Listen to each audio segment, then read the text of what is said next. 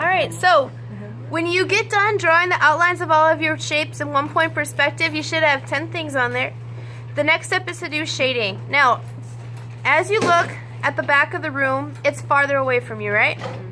So things that are farther away from you, do you think they're going to look darker or lighter? Darker.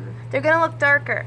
So because of that, when you start shading, anything that you shade that's closer to the back of the room should technically look a little bit lighter. It's a way to create an optical illusion to trick your eyes into believing that those things are farther away.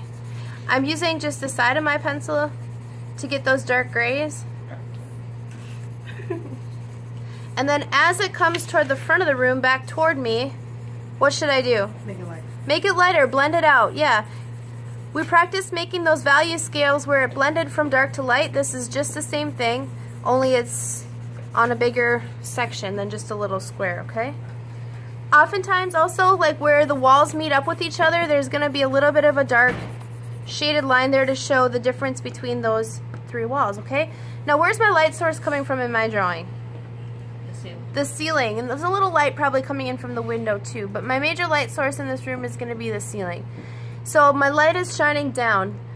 I'm going to leave, for that reason, I'm going to leave the tops of things a little bit lighter, and the fronts and sides of things that aren't getting hit by the direct light are going to be a little bit darker. Yeah. So as I look at my couch here, I know that this top panel on it's going to be light, whereas the part where you sit might be a little bit darker.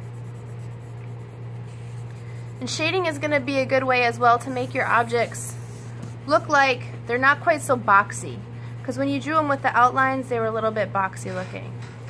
This will be a good way to kind of round them out. Okay. So as you start shading, I've got a couple of tools you can use. There are these new blending tools up on my desk. These are the ones we did not use for the charcoal drawing, and so they're cleaner. You can use those today. By leaving your ID up there, you can check them out.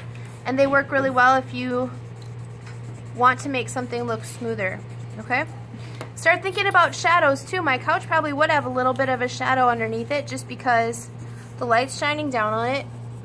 It's a big object and it's close to the floor.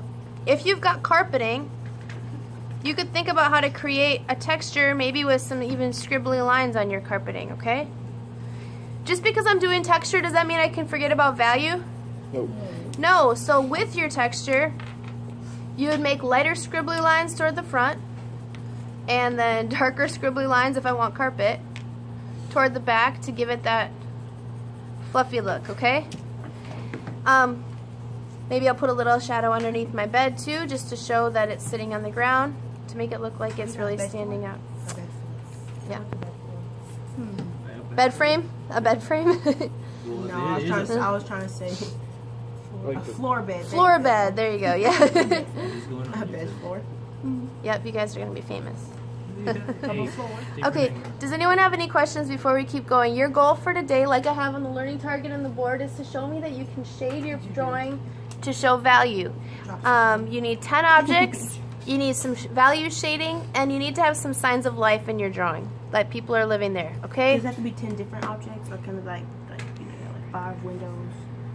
Yeah, it could be 5 windows, or it could be a section of a door count? 3 beds, a section of a door could count. 10 objects that go back to the vanishing point. So as long as that object goes back to the vanishing point, it counts. All right, thanks.